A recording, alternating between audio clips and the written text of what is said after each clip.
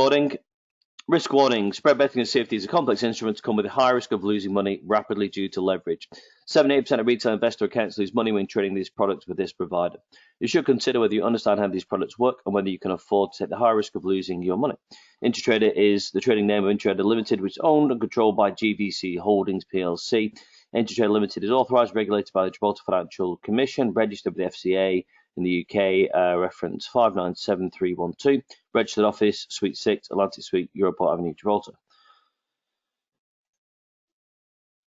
So, the markets, yet again, we start with the 8 screens that tell us everything that's happening in the world.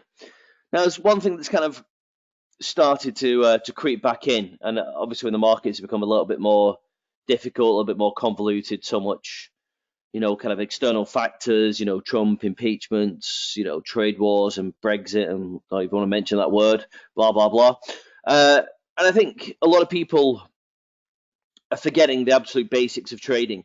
A lot of people are always searching for that holy grail of kind of, technical analysis and that system. There is no system. There's no holy grail. There is nothing that works all the time.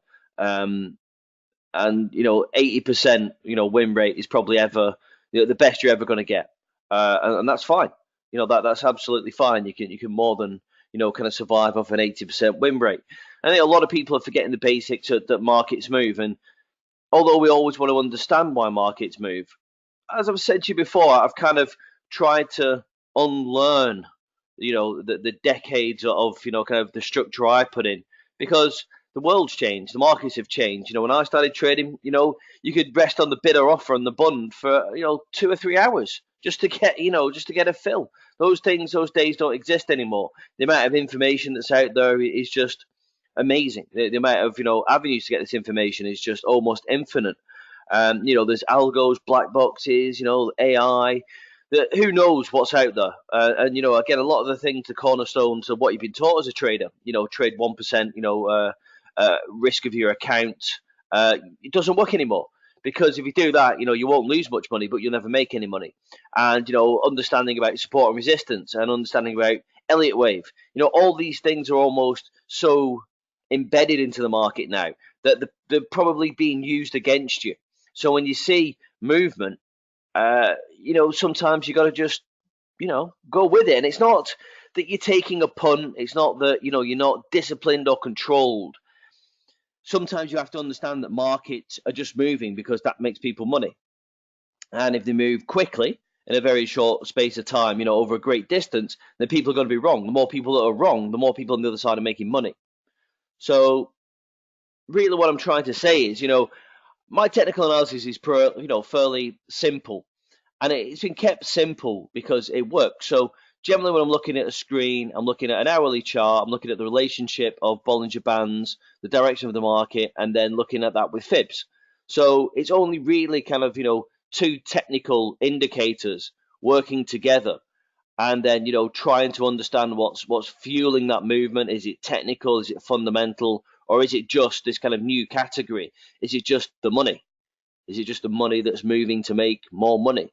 And that, that can be the case. And there's nothing wrong with getting on moves. And a lot of the time I've said, if you see a market moving and you don't understand it, it's probably best to stay out. Now, yeah, I mean, that is to a point. But as I say, with the markets being so complex right now, and the markets being, so full of different tools and ideas, then sometimes movement is just movement. And sometimes an opportunity is just an opportunity. Now, what I mean by that is when you see these kind of big candles, like gold's a good example, the euro's a good example here. It doesn't necessarily mean that you have to be, an economist, or you have to understand, what the Fed are thinking, or, if you start going down the road of trying to understand why, economics is the way it is, and, the policies the way they are shaped upon the data, then you'll quickly find out that if you go too deep into it, none of it makes sense. And, that's because we've had ultra low interest rates, we've had quantitative easing, and, we've had all these policies put in place to allow businesses to be too big to fail. We've pushed all of the money in society up to the top 1% and different generations, and things are just moving in a way that's new because of the rules and the way we've kind of, created not just the markets, but society. So when you're looking at, gold, for instance, something like this, these are big candles. So something's happening, and the market was below 1500 and it's back to 1500. We're back to old school, almost kind of scalping strategies. That, yeah, what's the market looking for? Well, it's looking for round numbers like 1500. It's looking, to break, highs. It's looking just to kind of carry on the uptrend because, yeah, okay, the correlation between stocks and gold isn't true. It isn't, correct. But then nothing's right. Where the stock market is making record high, gold should be below $1,000, surely, because everything's great in the world. But it's all bullshit. All the stock market's built on bullshit, isn't it? It's all built on Trump. It's all built on his pals. It's all built on Fed, the Fed's money and policies. So, yeah, all the smart money are going back into gold because they know that the returns in the stock market are controlled. And then when the stock market, eventually crashes, retraces, whatever we want to call it, whatever the inevitable cycle of a market that goes up and down, which is, that's right, every market. So when it finally does start to go down in terms of bear market, people want to position in gold. So how high could gold go? Well, who knows? Who cares? The numbers don't matter anymore. We've created so much money, we've created so much wealth that gold could go to $5,000. And it doesn't mean that it's worth $5,000. It doesn't mean it's sensible. It's just that's the price the 1% put on things these days because they've nowhere else to put the money. And that's how everything's being driven. So when you look at these big candles, that's just an opportunity to make money. And I'm not saying, that you just have to buy, my fibs that work pretty much 80% of the time. As I say, technical analysis does. But what you can do is you can break it down into the 15-minute charts. And you can do basic things like candle count. Yeah. This is like one of the most basics of basic things. Yeah. Market's seen some volatility here around a fib. So market goes up, market goes down, right? And then it goes up again and then holds above the 50%. So you just buy it. And there's no other reason that, it's going to get squeezed up towards that 1500 mark. So you just count candles. One green one, two green one, red, get out. Yeah. One green one, red, get out. Yeah, that might be a loser. But then you buy it, you've made money. You buy it, you buy it, you buy it, get out, you buy it, you buy it, you buy it. So in that hourly chart that you see the big spikes, yeah, when you see that volatility come in, was injected here, yeah, gradually building, yeah, think about it here, doji, indecision, then bang, towards the upper of the Bollinger Bands, it's like, right, okay, so what's going to get people, worried about gold? Well, nothing. But if it goes up and it goes up quickly and aggressively, there will be a short squeeze. And people that are short gold, yeah, around these levels and trying to play the old game of stocks are high, so gold should be low, dollars relatively high, so gold should be low. Yeah, they're going to get squeezed out, and that's what's happened. And you can do that on the 5-minute chart.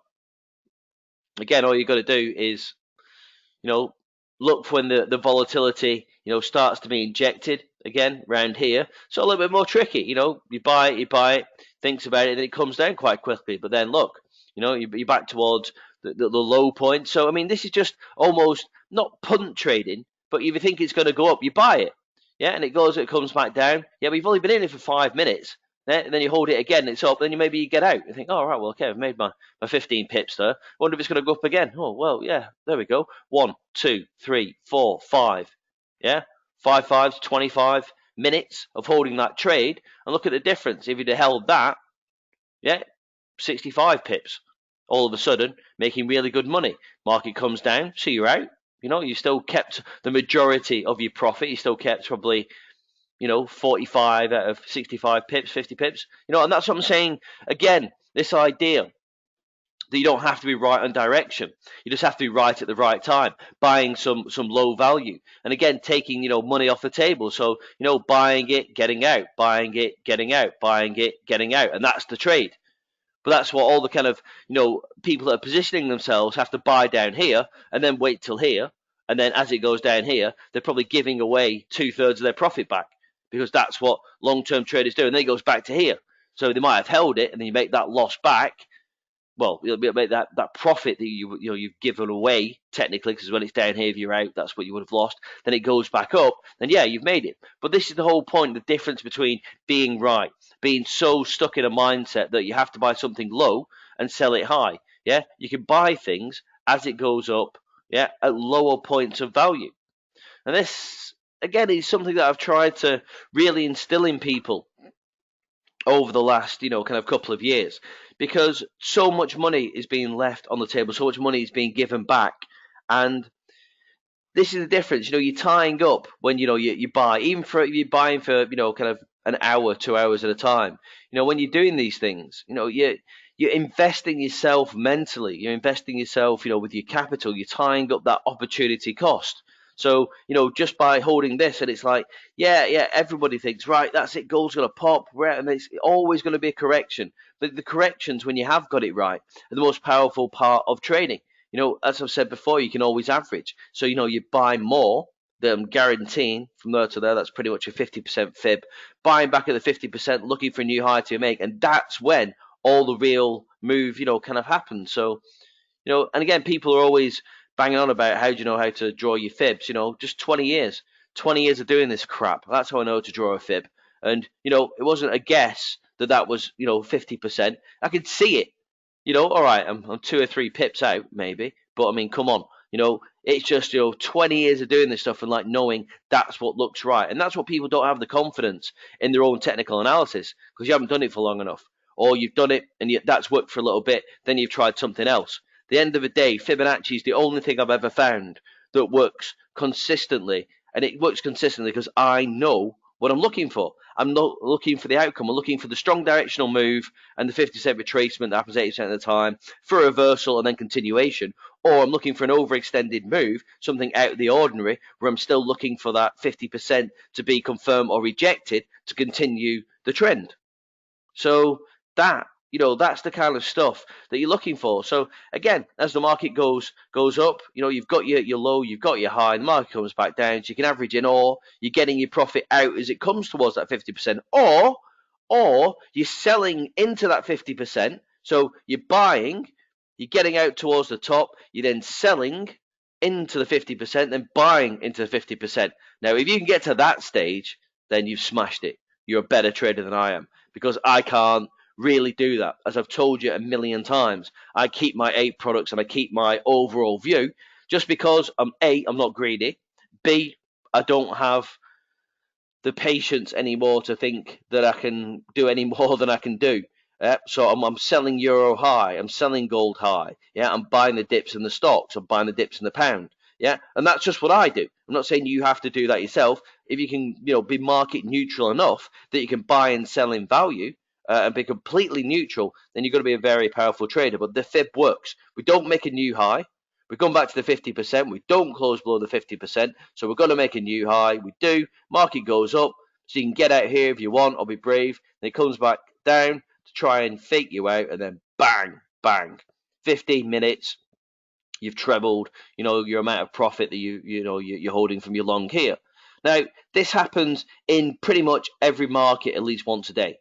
Yeah. So just by breaking the chart down, by identifying that one big hourly candle, or that's something out of the ordinary, and then drilling down into the time frames, of your 15 minutes and 5 minutes, and being able to kind of, put some basic, strategy around it. And, that the fibs, again, if you do them right, they won't just give you, the kind of, the entry point, it'll give you the exit point as well. So if you draw them backwards, you've still got the 50% of the same spot, but, where's your target? Your 161.8, expansion point.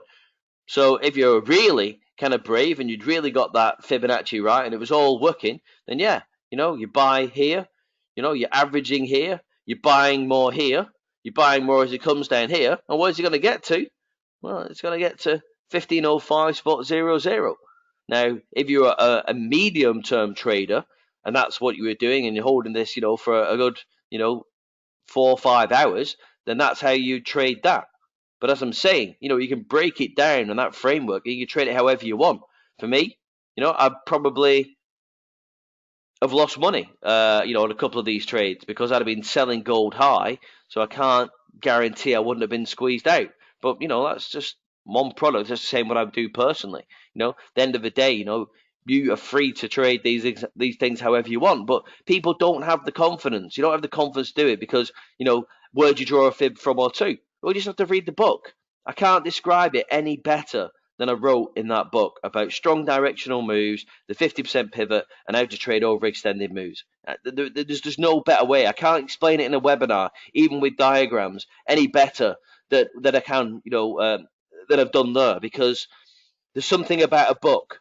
There's something about having to write something. There's something, about having, those pages of reasoning and theory. I can go over it as many times as I want in live demonstrations, and it always works. And again, it's, I've done it in live non-farm payrolls. I've done it in so many different circumstances, but I can only just draw them the way I see it, and I can explain it to you as best I can. But how do I explain to you that that's where the movement starts? That's where And again, a lot of it is, maybe it's easy in hindsight, but this is where you have to get comfortable doing it when the markets, are moving in real time. And that's why I invented, iView charts, and that's why, you've got these auto fibs, that are drawn and that just show you, at the time, it's discounted all that movement now, and it's back to, what's going to happen. It's back to that 50% pivot. So, you can buy at the fib points, and they always work. They always work. So instead of me even trying to describe it in books or write it, in webinars and live demonstrations, I just did a tool, a piece of software that just does it for you. And all you have to do, is look at these charts every single day. And you don't even have to look at them all the time. Just look at them. All I do now is check the charts every hour. And that's what I'm telling people to do. Check every hour, see if there's a big spike, see if there's some movement, and get in. Buy and sell value for that period on the 5-minute chart, the 15-minute chart, and just look for your 10, 15, 20 pips. As long as you're doing it on a decent size, you're going to make your money. But the idea of, looking for that big crash in the stock markets, it'll happen. You end up buying it, because that's what always happens. And, there'll be one person who, knew it was going to happen and cleaned up on Facebook. But, the rest of the people will probably lose money on it. At the end of the day, the money is made just by grinding away these days, just being in and out, buying and selling value, up and down the range, and just being in for those 10, 15, 20 pips. So I've got the questions coming through. I'm mindful that, I'll get on my little rant, but, I've been doing this a long time, I've done 1,000 webinars, There we go. So, for instance, the gold rally of today, how much did you afford to lose in terms of pips? Now, I don't look at things in terms of pips. I look at things in terms of money. So, if I'm selling gold high, and that would have been a prime example where I'd have made money. The market goes up above the Bollinger Bands, and then comes back down to probably 50%. This is where I'd probably have lost money, because I'd probably have aggressively averaged in, and as the market comes down, it doesn't come down enough after that, to kind of to kind of trade the way I would have done. So I probably would have lost money in that particular candle. But then, as I say, you look at it on the 50-minute and 5 minutes. If it's going against you, sometimes you're out. I don't look at each trade as that, I have to risk 5 pips to make 10 pips. I don't do that anymore. I don't have to. I'm looking in a day to make anywhere between $1,000 and $5,000, $10,000, whatever. I mean, the money's out there. You can make as much money as you want. I'm happy to be involved in the market to make $1,000 a day. Why else would I do it? I'm not there for the fun of it. I'm not there to be right. I'm not there to put, something on Twitter. I bought a lot of gold and it went up. I'm clever. Couldn't give a shit. Yeah, don't care. Don't care about being right. Don't care about, the accolade of, predicting where market's going to go. I just want the money. And I want the money as quick as I possibly can. And I want to get my money into the market. I want to get it out. But that's why I don't piss around with a pound a point. I go in with, 100, 200 pounds a point. I'm in, I'm out, made some money, and I'm done.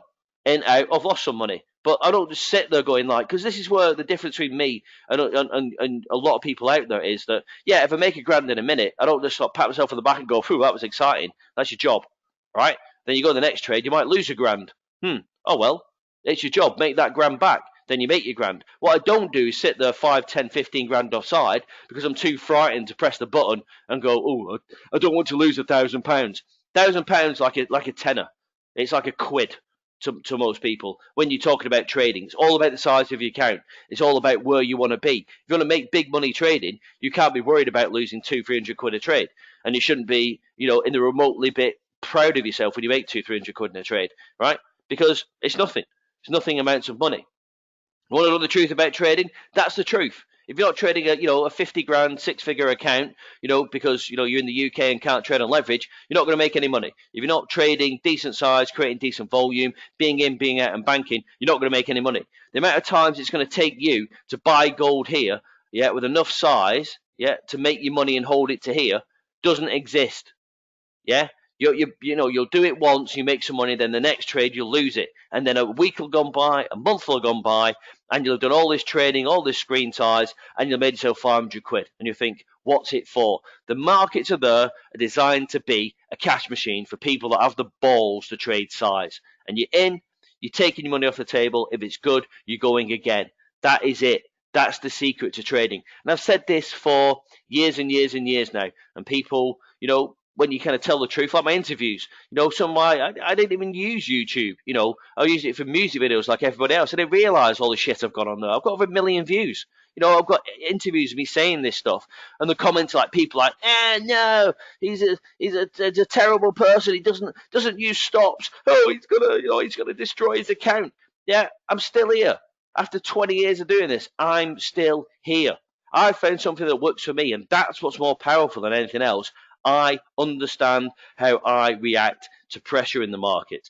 I understand that if I want to fight the market, I've got to average. I understand that if I want to take, risk on and make money, I've got to be using size. Yeah, I understand that if I do an average trade on size and the market's like they are, one of those trades I'm going to get wiped out. I'm going to take a big hit. That's just part of trading. Then you go back to basics. And what you do as well is you push yourself and you push the risk as you're trading better, as you're catching the market. So it's periods. So there might be 1 or 2 days where I just don't make any money, or maybe I've lost a bit, or maybe just scratch the day. Doesn't matter, because then you wait for that one day, and all of a sudden you're making your big money, and that's making 2 or 3 weeks money in a day. That's how the markets do. That's how they work. You're not just going to consistently be calling it every single day. That's not how human beings work. It's that whole consistency thing. If you want any kind of consistency, you've got to know that there'll be one time in the market that you're just not going to get it. You're not going to be in the right place. You're not going to be in the right place in your mind. And if you keep fighting it, you're going to get spanked. So the best thing is, when trading seems relatively easy, that's when you make your money. You size up, you go in, you're aggressive. And when things are hard, you just walk away. You just go and do anything else, because there's nothing worse than trying to fight a market and trade when it's hard and lose money, because you will always lose more money than you would normally, because that's how it works. And you have to remember, I haven't just traded for 20 years. I've managed some of the biggest traders in the world. I had 144 traders under me at one point. Yeah, I've mentored hundreds of people, taught thousands of people to trade. I've just watched people. I've watched people kamikaze, from 6-figure accounts by holding a view. I've seen people wipe out 6-figure accounts in a week. Yeah, even when I've said, just give me the account, just give me your mouse and I'll get you out. I will save you, a good 100 grand here. No, I will get out. I'll manage it. Yeah.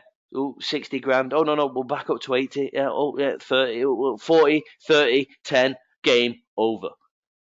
Right? And these are the things that I've just witnessed in real time. If you kind of hold a view and you get stuck in this idea that you have to be right, you're going to get punished by the markets. So that's gold. So what's my thought on the GBP? I've told you my thoughts on the GBP. You buy it low, right? At the end of the day, Brexit's going to happen because that's democracy. The PM, he's doing his best, isn't he? Bless him, old Boris. But, we tried the same with Theresa May. Here's the deal, vote for it or not. And all the MPs are doing is professionally using the rules of the law to stall everything. And that's all they're doing. Jeremy Corbyn. I mean, you see this, not that I condone this violence against, MPs and stuff. But you can see why people are getting frustrated. They're now using their job to say that they know more than you. They don't think Brexit should happen because you voted for something you didn't understand. At the end of the day, democracy is democracy. You have an equal vote. Whatever the outcome is, that's what you go by. There are no do-overs. That's just the way it works. So even if you look at it just from that perspective, the simplest of simplest, then, you have to leave the European Union because that's what the majority of people voted for. It doesn't matter if you think it's right or wrong. It doesn't matter if it shaves off GDP. It doesn't matter if people's house prices go down. It doesn't matter if you can't get a job in France anymore. It doesn't matter. You just have to do what's voted for. So that, for me, means that all the uncertainty of Brexit that it was causing, sending the pound down, right? No matter what happens, even if there's a no deal Brexit, then that is known. So there always has to be an intrinsic value in the pound, from a longer term perspective, because the volatility that sent it down, will be taken out. And even if it's a no deal, all the stuff they said before was bollocks anyway. They're going to give the money to the NHS, bollocks. House price is going to drop by 25%, bollocks. So what's to say that, GDP will go down? Bollocks. They don't know anything. They've never known anything. They make these things up. Yeah. So it doesn't matter what they think. What I know and what I understand is people and their mentality. And that's been my strength in the market. And I know that where you're going to put your money, if you're a 1%er, if you're a big company or whatever, even a country, where you're going to put some cash, right? Well, America's had all the money. Yeah. So that's pretty full with money. But you're not going to put it in the New Zealand dollar, you're not going to put in the Aussie dollar, the Swiss, that's had its time. Norwegian kroner's had its time. Euro, who's going to put any money in the euro? Magic Mario Draghi and his never-ending money supply. Yeah, no. So the pound is a pretty safe pair of hands, even if there's a no-deal Brexit. It will still continue to have relevance in the world. So what did I say to you? You buy it low. You buy it low. I've told you all the levels where it's going to go to. It's finally going to get above 133 and hold. In 18 months, it's going to be back at 142. People said I was crazy talking about this. I don't look so crazy now, do I? Even if there's a no-deal Brexit, we go back down to here. I don't think we make new lows. Yeah, I think the market, flash crashes, find some instant support, gaps back up, and then just continues to go up. Because the only reality is that the UK will have to eventually make a decision on Brexit, and that will always be, I think, net positive the pound. And that's what I'm basing all these things on. Okay? So that's, the kind of weeklies, and then, your dailies. Again, you can just do, you see a big day like this, just do a fib on it. Did it get back to the 50%? No. Well, where's it going to go to? Do your reverse fib.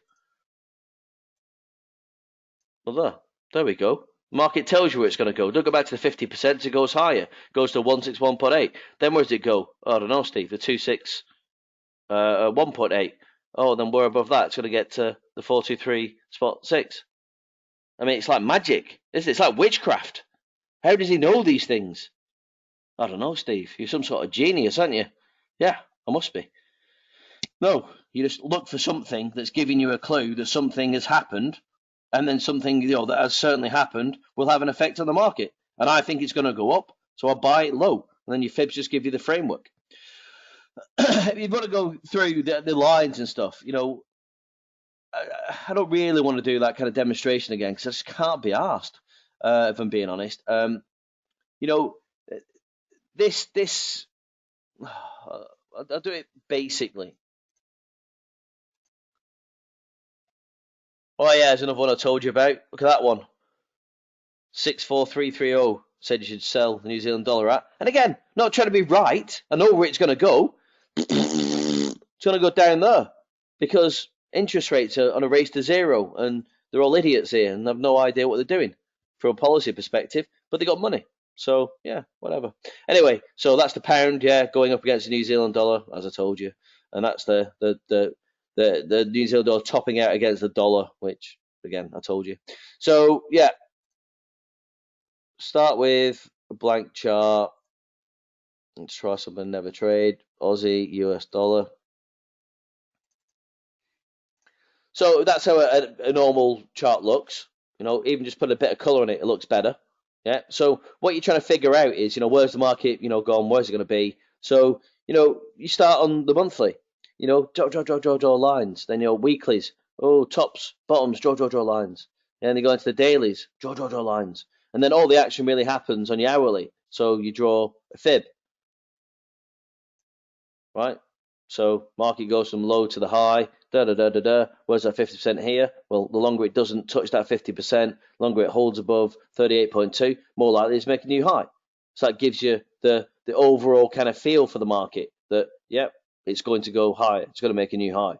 So then you want to do some fibs on the latest movement.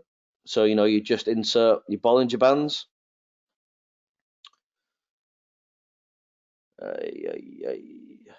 God, I haven't put anything manually on for a long time. 20 periods, 2 standard deviations, then you got your Bollinger Bands. So again, then you know the extremes of the market on the hourlies.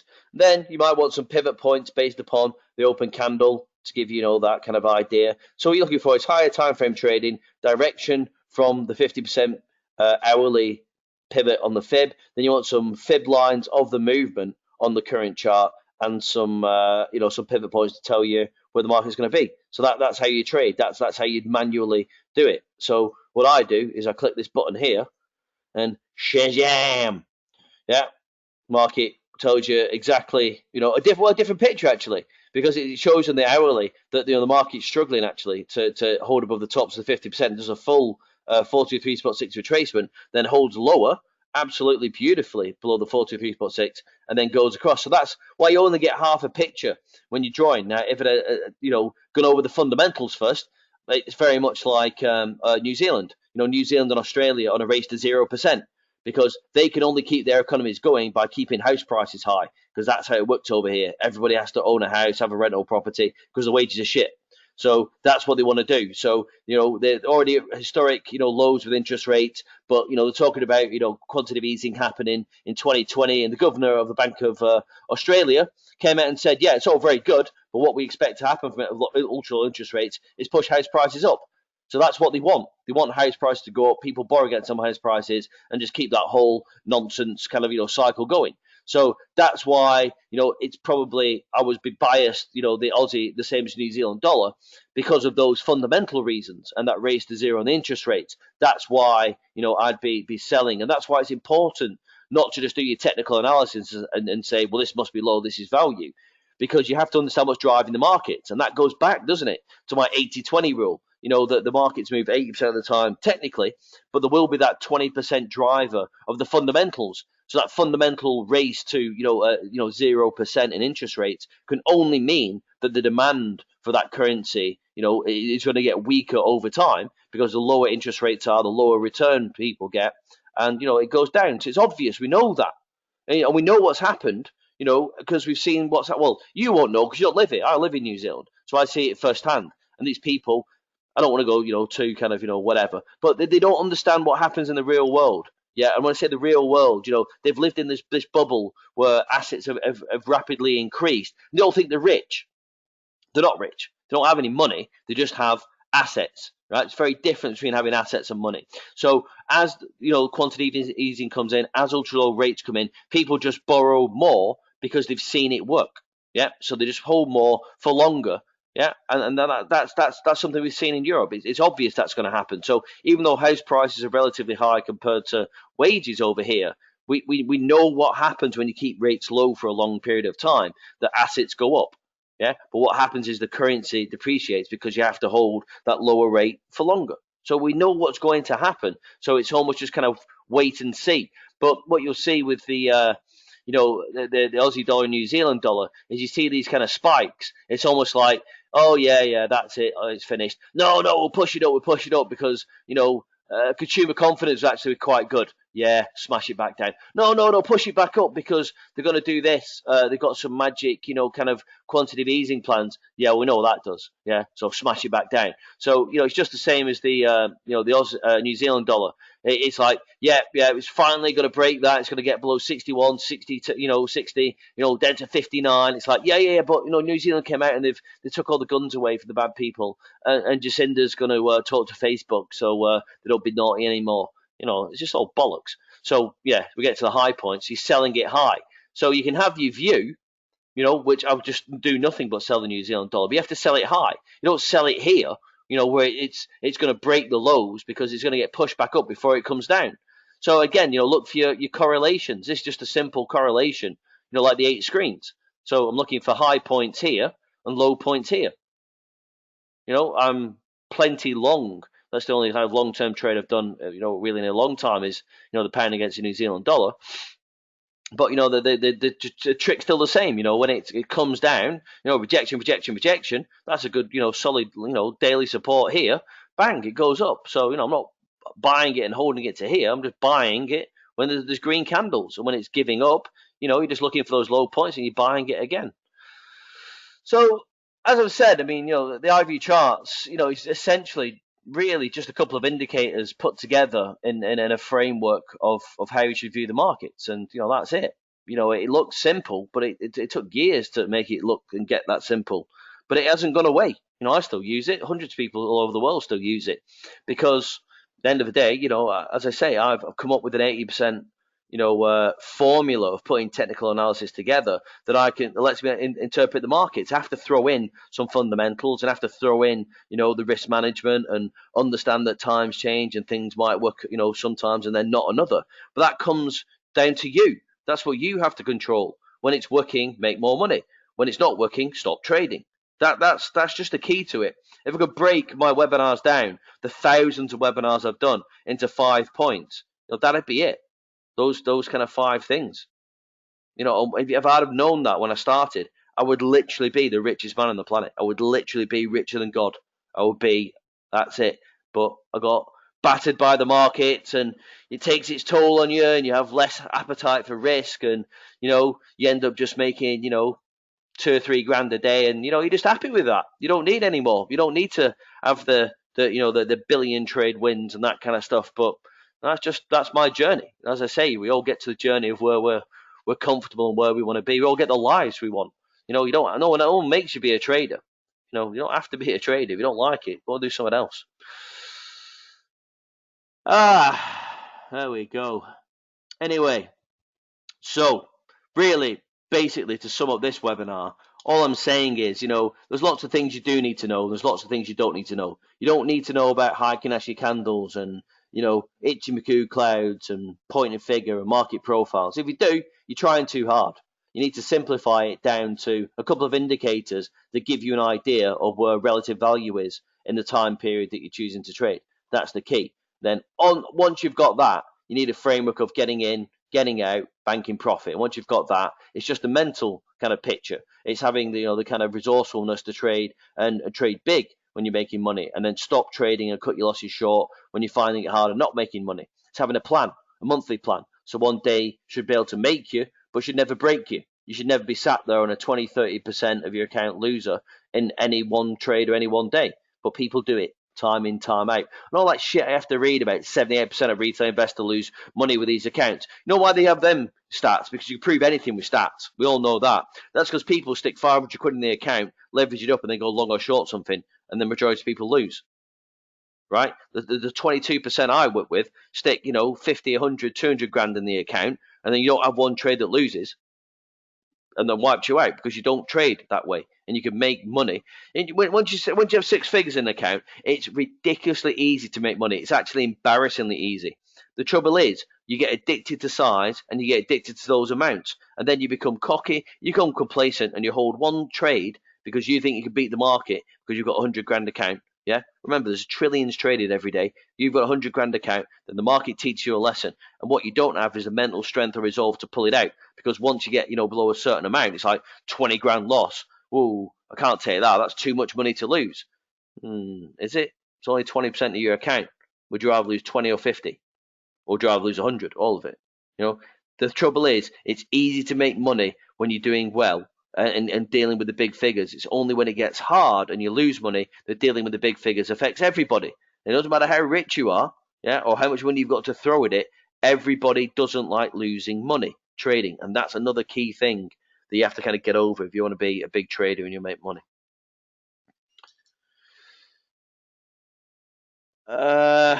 Anything else you want to go through? As I say, really for me, European Union not looking good out of all this, so just continue to sell the euro high. Draghi's giving the reins over to another clone, that's going to keep low interest rates and keep pumping money in. And the Europe's not going to solve any of its problems. It's just done the same thing every other country has done. It's pushed the money to the older generation to the top. They don't want what to do with it. They don't want to do anything with it. So there's all these people, being told they can't buy houses, or they've got crap jobs, or this, that, and the other, and they're just told to get on with it and keep putting the retirement age up, and you'll never retire or have anything. And that's why there's all these climate change, kind of activists and the stuff happening in Hong Kong. It's nothing to do with extradition rules or the planet. It's about inequality, and it's only going to spread. Next place will be Russia, as I've told you. And yeah, you're going to see it all over the world. People fighting inequality through the generations, and basically, putting the blame on the climate change. Easy. So there you go. God, I'm a smart man. God, I know everything. Why am I not richer? Why am I not Elon Musk? Why am I not that guy? Sell some crappy car that's made in China. Oh, brilliant. Anyway, there we go. Anything else you want to get me on Skype. Steve Ruffley. I'm on Twitter at Steve Ruffley. As I say, going to continue doing the webinar on Intertrade. Don't know how long for. It might continue, it might not. If it doesn't on Intertrade, I might do some of my own. I don't know. Just going to have to keep asking me these questions, keep me engaged. And yeah, if you want me, I'll be here. If not, then as I say, there's more to life than just trading. Anyway, guys, I hope you enjoyed it, and I'll speak to you all very soon. Take it easy.